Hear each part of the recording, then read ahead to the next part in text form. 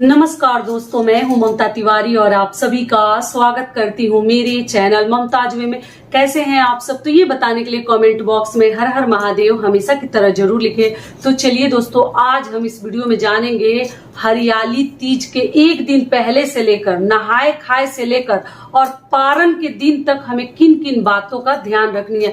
एकदम ध्यान से धीरज के साथ वीडियो को सुन लीजिएगा कि आपके द्वारा गलती ना हो। और पहली बार व्रत उठाएं ना उठाएं, बहुत सारी महत्वपूर्ण बातें मैं आपके साथ शेयर करूंगी, तो वीडियो में बने रहिए। अगर मेरा वीडियो आपको पसंद आता है तो प्लीज आप मेरे चैनल को सब्सक्राइब कर दीजिएगा, बेल आइकन को प्रेस कर दीजिएगा, जिससे कि मेरे वीडियो के नए नोटिफिकेशन आप लोगों के पास सबसे पहले पहुंचे। तो चलिए सभी महत्वपूर्ण बातें ध्यान से जान लेते हैं।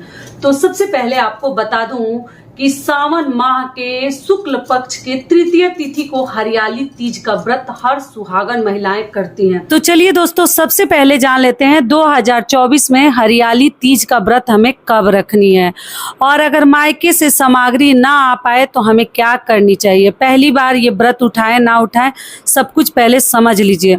तो आपको बता दूं, हरियाली तीज का व्रत इस वर्ष 2024 में 7 अगस्त को रखा जाएगा, दिन बुधवार को।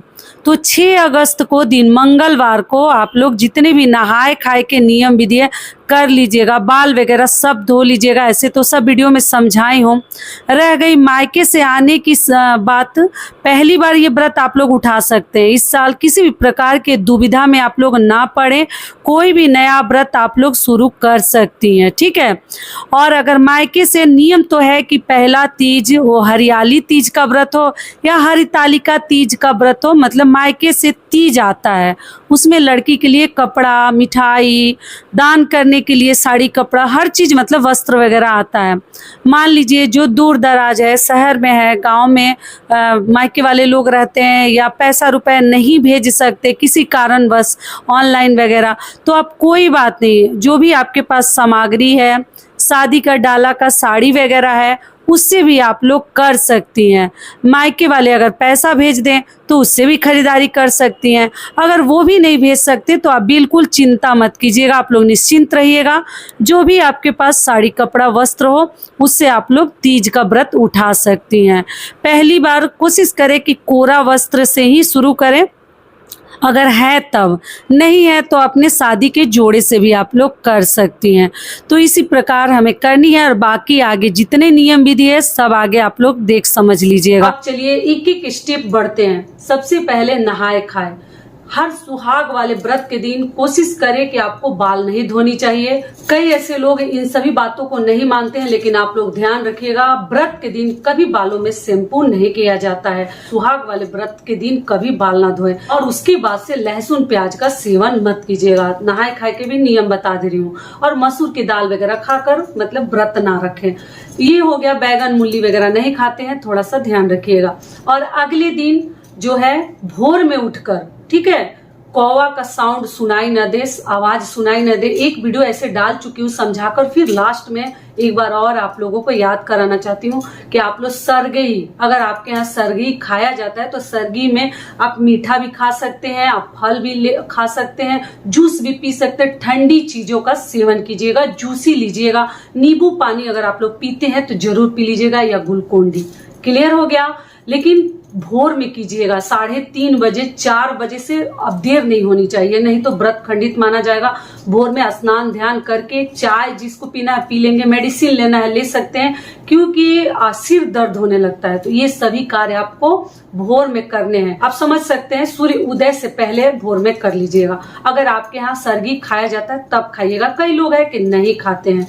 ये भी हो गया। कुछ बासी रात का भोजन मत कीजिएगा, मतलब वो करेंगे तो क्या होगा, गला जलने लगेगा। गला जलने लगेगा तो फिर आपका पूरा दिन खराब हो जाएगा व्रत के दिन। और आप जो है बहुत अधिक ओवर डाइट मत ले लीजिएगा, उससे क्या होगा, वोमिटिंग। व्रत में अगर वोमिटिंग हो जाएगा तो फिर आपके मन में धक धक सा होने लगता है, व्रत खंडित जैसा होने लगता है। तो इसलिए बहुत अधिक ओवर डाइट मत लीजिएगा। जितना खाया जाएगा ठंडी चीजें ही खाइएगा, खीरा, केला, चाय, जूस, यही सब हल्की फुल्की चीजें भोर में खा लीजिएगा और खाया जाता है। तो ये हो गया आपका नहाए खाए का नियम। अगला आपको क्या ध्यान रखनी है कि व्रत के दिन आप तो स्नान कर ही लिए। व्रत के दिन आप सुबह उठकर अपने मंदिर में हाथ जोड़कर प्रणाम कर लीजिए। थोड़ा बहुत अगर पूजा करने का आपका दिल करे जरूर कर लीजिए, और व्रत का संकल्प ले लीजिए मन में। एक फूल लेकर हाथ में थोड़ा सा जल लेकर कि हे भगवान, मैं अपने सुहाग के लिए, अपने अखंड सौभाग्य के लिए ये व्रत आज आपका रख रही हूँ। शिव जी से, माता पार्वती से प्रार्थना कर लीजिएगा। और पूरा दिन आपको नींद आ रही है तो देखिए सोनी तो नहीं चाहिए व्रत में, लेकिन मान लीजिए अगर मजबूरी है, तबीयत खराब है, तो आप लोग सो सकते हैं। क्लियर हो गया।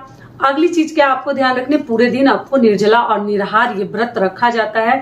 तो हरियाली तीज के दिन इस प्रकार से आप लोग व्रत रखकर और शाम को शिव जी की हम पूजा करते हैं। तो अगर आप सक्षम है तो मिट्टी से आप लोग शिवलिंग बनाकर, माता पार्वती की प्रतिमा बनाकर, गणेश जी की प्रतिमा बनाकर शिव परिवार आप लोग पूजा कर सकते हैं, अभिषेक कर सकते हैं। बेलपत्र, भांग, धतूरा जो ही भगवान को चढ़ाया जाता है सभी को मालूम है। और एक छोटी सी रिक्वेस्ट आप लोग से कहना चाहती हूँ दोस्तों, अगर मेरा वीडियो आप लोगों को पसंद आता है, इसी प्रकार की अच्छी अच्छी जानकारियां चाहिए, तो प्लीज चैनल को सब्सक्राइब कर लीजिएगा और वीडियो को लाइक कर दीजिएगा। आपकी एक छोटी सी लाइक हमें बहुत अधिक प्रेरणा देती है, तो आप लोग जरूर कीजिएगा।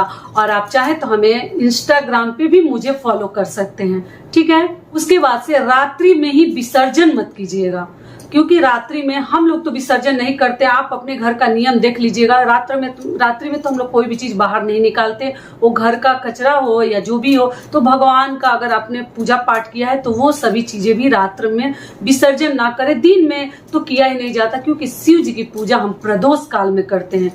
क्लियर हो गया। और उसके बाद से आप लोग शाम को पूजा करने से पहले फिर एक बार स्नान कर लीजिएगा। और उसके बाद से शाम को अब 16 श्रृंगार का नियम है, तो जो भी श्रृंगार आपके पास है अच्छे से कर लीजिएगा। हाथों में मेहंदी लगा लीजिएगा, पैरों में महावर और मांग में सिंदूरा, सिंदूरा से सिंदूर, और मंगलसूत्र है तो वो भी लगा लीजिएगा। पति के हाथों सिंदूर मत भरवाइएगा। क्लियर हो गया। और बिछुआ, पायल, चूड़ी, जितना सब चीजें आप लोग पहन लीजिएगा। अगर कोरा साड़ी चाहते हैं तो कोरा भी खरीद लीजिएगा। अगर नहीं कोरा चाहते हैं तो पहनी धुली हुई नई साड़ी, हरी साड़ी हो तो और भी अच्छा है। और ऐसे कलरफुल पहनिएगा, काला, व्हाइट, मतलब इस प्रकार की साड़ियां वगैरह ना पहने, कलरफुल, लाल, पीली, हरी, गुलाबी, नीली, ये भी चलेगा। डार्क नीला भी ना ले, हल्का फुल्का कलर हो तो पहन सकते हैं, कॉम्बिनेशन वाले। ये भी हो गया। अगला कार्य आपको क्या करनी है कि उसके बाद से आप घर में पूजा पाठ अगर हो सके तो कर लीजिए, या आपको फोटो प्रतिमा से करनी है तो वो भी कर लीजिए, या आप मंदिर में व्रत के दिन मंदिर अवश्य जाइए। अगर कोई मतलब असुविधा नहीं है, कुछ परेशानी नहीं है, तो आप लोग पक्का जाइएगा और शिव जी से आशीर्वाद लेकर आइएगा, माता से सुहाग लेकर आइएगा। घर में भी करते तो भी सिंदूरा से, मतलब उनको सिंदूर लगाकर, पीला सिंदूर ही लगाया जाता है व्रत में। आप अपने घर का नियम देख लीजिएगा और जो है आप अपने मांग में भर लीजिएगा। क्लियर हो गया। अगला कार्य आपको क्या करना है कि व्रत के दिन ही पति को प्रणाम जरूर कीजिएगा। व्रत के दिन अपने शिव जी को, अपने महादेव जी को पक्का प्रणाम कर लीजिएगा। और जो भी घर में आपसे बड़े हैं उनका भी आशीर्वाद व्रत के दिन आप लोग ले लीजिएगा। सुहाग की चीजें भी आप माता को कुछ चढ़ा सकते हैं। और जो दान वाली चीजें है वो पारण के दिन दान करते हैं, वो भी मैं आगे आपको बताती हूँ। ऐसे अपने लिए कुछ चढ़ाना है, बिछुआ वगैरह, चूड़ी, कुछ खरीदे ना खरीदे, व्रत में चूड़ी और बिछुआ पक्का अपने लिए नया खरीद लीजिएगा। दोनों में से कोई भी चीज, या सिंदूर, मतलब कुछ भी नया कोरा जरूर व्रत में खरीद ले। चाहे तो साड़ी भी ले सकते, लहंगा भी ले सकते, टोटल आपकी मर्जी है। ये भी हो गया। उसके बाद सभी का आशीर्वाद लेकर, कोई दूर दराज है तो उनसे फोन करके भी आशीर्वाद ले लीजिए, लेकिन ले लीजिए जरूर। बात मान लीजिए अगर आपसे रहा जाता है तो तब तो आप अगले दिन 24 घंटे का निर्जला उपवास है, तो अगले दिन आपको पानी पीनी चाहिए, मतलब जल ग्रहण करनी चाहिए, कुछ भी आहार लेनी चाहिए। लेकिन अगर नहीं रहा जाता है तो शाम को पूजा पाठ करके आप 10 बजे के बाद भी, जो नई लड़कियां हैं मान लीजिए, तो आप लोग पानी पी सकते हैं, जल ग्रहण कर सकते हैं। पति के हाथों से भी पी सकते हैं या खुद भी लेकर पी सकते हैं। जो शिव जी को प्रसाद चढ़ाए हैं उससे भी व्रत खोल सकते हैं, या कई लोग हैं चावल का आटा खाकर प्रसाद खोलते हैं। तो आप देख लीजिएगा, अगर नहीं खाया जाता है तो केवल जल ग्रहण कीजिए, कुछ मत खाइए। लेकिन अगर मान लीजिए कि आपको कुछ खाने का दिल कर रहा है, भूख लगी है, प्रेग्नेंट है, जो भी है, तो आप फल भी खा सकते हैं। अनाज नहीं खाएं तो ज्यादा बेहतर है। पारण के दिन क्या करने हैं तो देखिए, पारण के दिन भी सुबह सवेरे समय से उठ जाइए और समय से उठकर आप जो है स्नान ध्यान कर लीजिए। घर के जो ही कार्य है थोड़ा बहुत कम ही कीजिएगा, व्रत में शरीर साथ नहीं देता है, थोड़ा बहुत ही कीजिएगा। पारण करने के बाद भी डीप क्लीनिंग कर सकती हैं। और करके अच्छे से आप क्या कीजिएगा, सूर्य देव को जल दे लीजिए, अपने मंदिर में पूजा पाठ कर लीजिए। और उसके आगे आपको क्या करनी है कि आप जो है, अगर आपके यहाँ हलवा पूरी, कई लोग हलवा पूरी मतलब दान करते हैं, कई लोग जो है केवल सुहाग की चीजें और अनाज का दान करते हैं। तो आप देख लीजिए, दान हमें पारण के दिन करनी है। तो आप जिस प्रकार से भी दान करते हैं, आप लोग सुहाग की चीजें पक्का दान कर दीजिएगा। देखिए, हर घर के थोड़ा सा नियम अलग है, कई लोग व्रत के दिन ही दान करते हैं और कई लोग पारण के दिन करते हैं। तो टोटल आप लोग थोड़ा बहुत अपने से मिक्स मैच कर लीजिएगा। मेरा जो नियम है वो मैं आपको बता रही हूँ। तो ये हो गया। उसके आगे आप जो है, फिर आपके पति हैं तो प्रणाम करके ही मुख में कुछ भी जल वगैरह ग्रहण कीजिए। और गर्म चीजें, कभी भी गर्म चीजें मतलब आपको मुख में डालनी चाहिए। ऐसा नहीं कि मतलब उठते ही ठंडा कुछ खा लिए तो फिर गला भी खराब हो जाएगा। और बासी वगैरह पारण में कभी ना खाएं, फ्रिज का रखा हुआ चीजें, ये तो बतानी ही नहीं है। मेरी बहनें ऐसी बहुत अधिक समझदार है, बासी वगैरह कभी ना खाएं व्रत में। शिव जी की पूजा पाठ करके अच्छे से। और एक चीज और ध्यान रखिएगा, मुख में जूठा ब्रश मत डालिएगा, दातुन से कीजिएगा। दातुन नहीं मिलता है तो न्यू ब्रश और न्यू टोंग क्लीनर आपको रखनी चाहिए, केवल व्रत के लिए। हमेशा मैं समझाती हूँ। सारी बातें क्लियर हो गई। तो इस प्रकार से आपको करनी है। और उसके बाद से व्रत में अच्छे थोड़ा सा मतलब पारण के दिन पकवान वगैरह खा लीजिए, पी लीजिए, थोड़ा ही खाइएगा, बहुत ज्यादा नहीं, तबीयत खराब हो जाएगा। और ऐसे हम अपना व्रत खोलते हैं और इस प्रकार से हमारा व्रत जो है संपूर्ण होता है। और जो दान वाली चीजें हैं, आराम से भी आप ब्राह्मण को भी दे सकते हैं या कई लोग सास को देते हैं। तो आप लोग देख लीजिए आपके यहाँ कैसे किया जाता है, उस प्रकार से कीजिएगा। और हर चीज, सुहाग की चीजें, मेहंदी वगैरह हरी चीजें माता को भी चढ़ाएं और खुद भी इस्तेमाल करें हरी चीजें।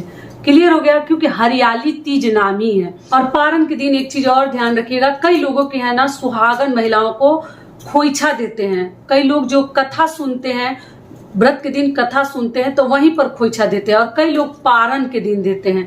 तो 5 सुहागन महिलाओं को आप जो भी चाहे, अपने आस पड़ोस या जो भी आपके रिलेटिव है, तो आप लोग खोइछा दे सकते हैं, सिंदूर लगा सकते हैं। अगर नहीं दिया जाता है तब तो कोई बात ही नहीं है, नहीं तो 5 सुहागनों का आप मांग भी भर सकते हैं, उनसे भरवा सकते हैं और खोइछा में कुछ भी प्रसाद दे सकते हैं। और कथा जरूर सुन लीजिएगा, हरियाली तीज की कथा आप लोग जरूर सुन लीजिएगा। तो ये वीडियो मेरा यही तक का था। आशा करती हूँ, उम्मीद करती हूँ इस वीडियो से आप लोगों को बहुत अधिक लाभ मिलेगा। फिर मिलती हूँ एक नए वीडियो में, तब तक के लिए नमस्कार। स्वस्थ रहिए, सुरक्षित रहिए और जहां कहीं भी रहिए खूब खुश रहिए। वीडियो पसंद आता है तो चैनल को सब्सक्राइब कर दीजिएगा और वीडियो को लाइक कर दीजिएगा। धन्यवाद।